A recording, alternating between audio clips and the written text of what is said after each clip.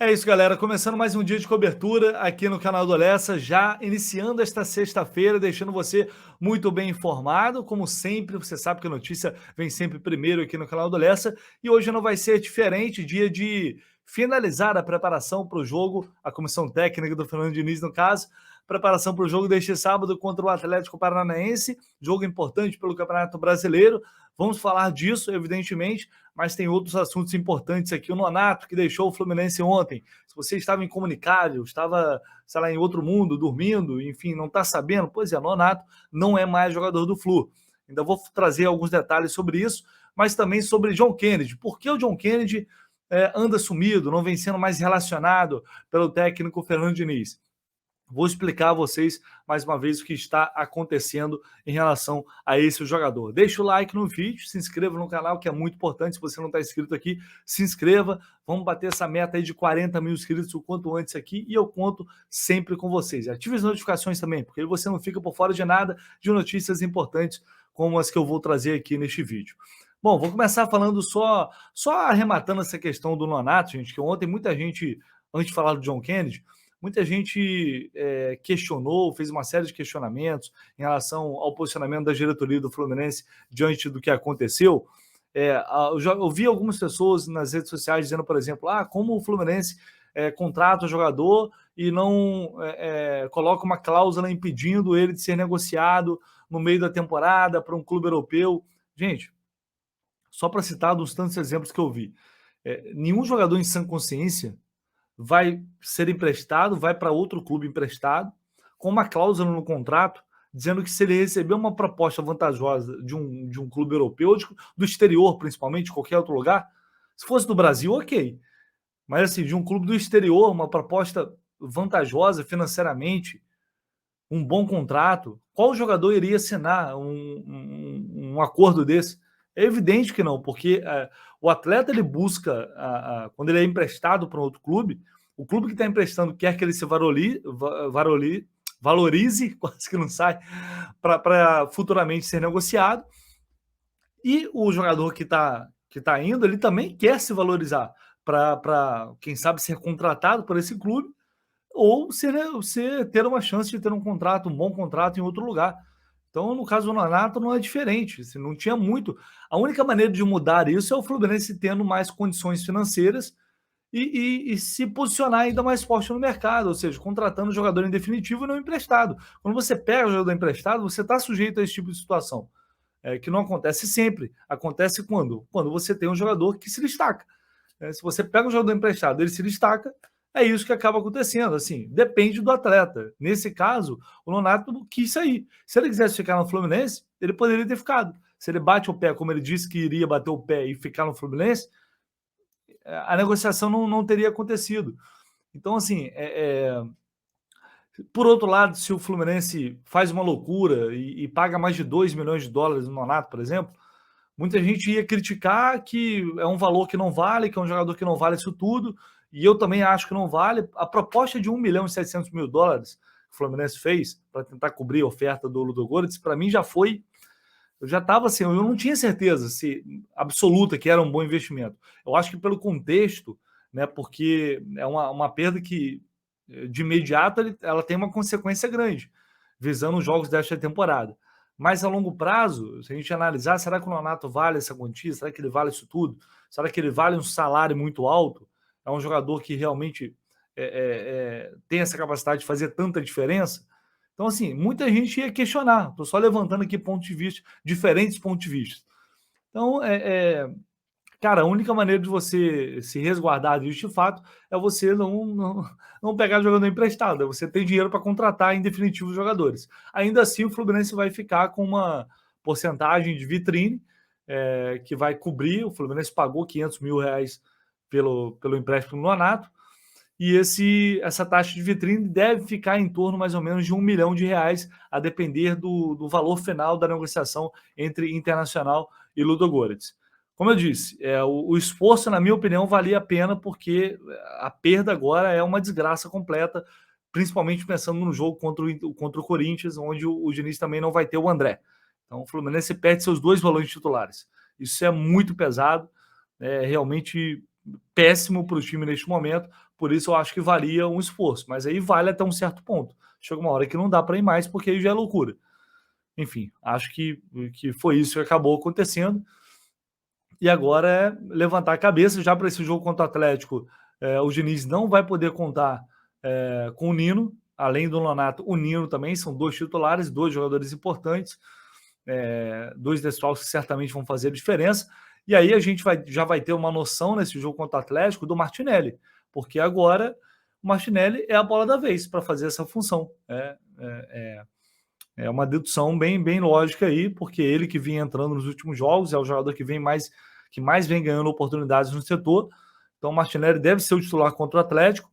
Na zaga tem uma dúvida ainda, a tendência é que o David Duarte comece o jogo, porque ele é o jogador da posição, mas não descartaria ali alguém, por exemplo, o Felipe Melo aparecendo ali na zaga, e eu não descartaria, mas acho que vai acabar ficando com o David Duarte. Enfim, tem esse treino de hoje, dessa sexta-feira, para o Fernando Diniz definir o time titular que vai para esse jogo de amanhã. Ao longo do dia, a gente vai ter mais informações para trazer aqui para vocês sobre esse provável time titular para o jogo deste sábado. Mas antes, aquele recado esperto da BR4Bet, deixando o link aqui na descrição do vídeo, no comentário fixado, para você se cadastrar e se inscrever na BR4Bet para ganhar bônus em dobro através deste link aqui. É isso mesmo, no canal do Lessa você tem bônus em dobro lá na BR4Bet, a partir de R$20 o que você depositar até R$300, você ganha o dobro para começar a apostar. Quer melhor que isso? Sei lá, depositou R$100, aqueles R$100 você está aí de bobeira, tem R$100 aí que não vai te fazer falta, deposita, você já vai começar com uma banca de R$200 para apostar na BR4Bet, que está com um site novo, tem as melhores cotações do mercado, eu sempre falo aqui para vocês. Muita gente está tendo essa experiência na BR4Bet, está dando um feedback super positivo. Tenho recebido várias mensagens interessantes, até para quem não gosta do futebol, sei lá, quer se aventurar num cassino, tem vários outros jogos interessantes, outros esportes também, não é só futebol, enfim, tem uma série de possibilidades. Mas você que gosta somente do futebol, é uma oportunidade de você apostar no Fluminense e também com os campeonatos internacionais a todo vapor agora, final de semana chegando, tem muito jogo e você não pode perder essa oportunidade de fazer uma graninha extra, né, aquela rendinha extra na BR4Bet, no trader esportivo. E eu tenho certeza que você vai curtir demais essa experiência se você der essa chance, clicar no link e fazer o seu cadastro, beleza? Então vamos falar sobre essa situação do John Kennedy. Por que o John Kennedy não vem sendo relacionado? Vocês sabem que eu já trouxe algumas reportagens, algumas matérias sobre o John Kennedy, que desde o início da temporada vem apresentando alguns casos de indisciplina. Isso não é novidade para ninguém. E ainda assim o Fluminense vem fazendo de tudo para ajudar o jogador, né, diretoria, comissão técnica agora com o Diniz, a área de psicologia, que é muito competente no clube. Enfim, todos estão tentando ajudar, mas acima de qualquer coisa, de qualquer pessoa, o John Kennedy precisa querer ser ajudado, né? Ele precisa querer acima de qualquer coisa. E aí o que aconteceu, porque ele não vem sendo relacionado? Porque ele apresentou mais alguns casos de indisciplina, como ele já fez em outras oportunidades, como chegar atrasado no treino, e aí não apresentar o mesmo nível de dedicação, de afinco em relação aos demais companheiros, e isso a comissão técnica acaba identificando, não tem jeito. Então ele foi afastado do elenco profissional e voltou a treinar em Xerém, com o elenco sub-20. Por isso ele estava sumido. Ele também recentemente, ele teve tirou licença, porque ele foi pai recentemente, teve esse período aí para acompanhar o nascimento do filho. Enfim, e aí depois ele retornou, acabou sendo afastado do elenco profissional e foi treinar com o sub-20. Inicialmente, esse período de treinos em Xerém seria de 15 dias. Foi esse o período pré-determinado. Mas com a classificação do sub-23 para a semifinal do Campeonato de Aspirantes, a tendência é de que já neste final de semana o John Kennedy passe a treinar com a equipe sub-23, visando esses jogos contra o Cuiabá. O primeiro confronto já será na próxima quinta-feira. E aí é mais um movimento da diretoria no intuito de tentar abrir os olhos dele, né? Porque, evidentemente, sair da Barra para ir para Xerém é muito mais difícil, né? Um trajeto muito mais demorado, é muito mais complicado. estar ali no CT, treinando com o Sub-23, é muito mais fácil. Então, assim, é mais um movimento no intuito de que ele possa identificar, valorizar, entender que o clube está fazendo o possível para ajudá-lo. E aí, por fim, ele conseguir se recuperar e estar à disposição do profissional, que ele faz parte do elenco profissional. O John Kennedy não é mais jogador de sub-20, o John Kennedy é um jogador do elenco profissional, mas ele, para estar no profissional, ele precisa se comportar como tal. Então, assim, é isso que todos no clube estão fazendo, trabalhando diariamente para ajudar a recuperar esse jogador, que hoje poderia já estar sendo uma peça importante. Por isso que lá atrás eu disse, olha, gente, não vamos contar com o John Kennedy para ser o cara que vai decidir se o Cano um dia não puder jogar, porque não é assim. É um trabalho complexo que envolve, acima de qualquer coisa, até do atleta de futebol, o ser humano, e a diretoria vem fazendo o possível para tentar ajudar, para tentar recuperar. Então, esse afastamento aqui, para que talvez ele valorize, né, esses momentos, quando está ali no CT, quando está treinando com o time principal, ou até com o Sub-23, enfim, é mais uma medida no intuito de fazer com que o John Kennedy entenda que ele precisa focar de uma vez por todas no futebol.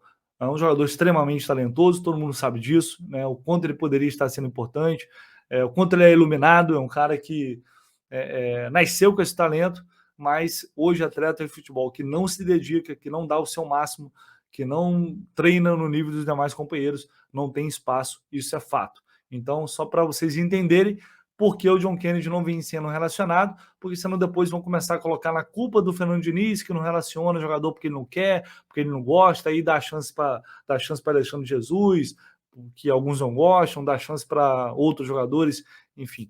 É isso, só para que vocês possam entender e ter a real noção da situação. Tá bom? Só para fechar aqui, a garotada lá do Sub-16 de Xerém está disputando um torneio na Itália e ontem saiu um gol muito interessante. O Fluminense bateu o Fenerbahçe por 1-0 com um gol no finalzinho do jogo. E olha só como foi esse gol.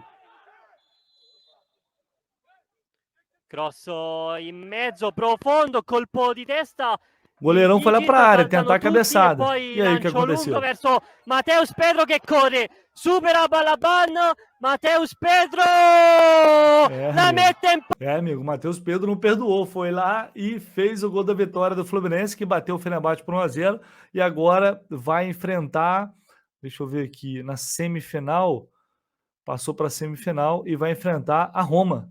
Vai enfrentar a Roma e a outra semifinal será entre Lazio e a Salernitana. Lazio e Salernitana, a outra semifinal desse torneio é o Scopino Cup. Eu acho que é isso, né? Scopino Cup.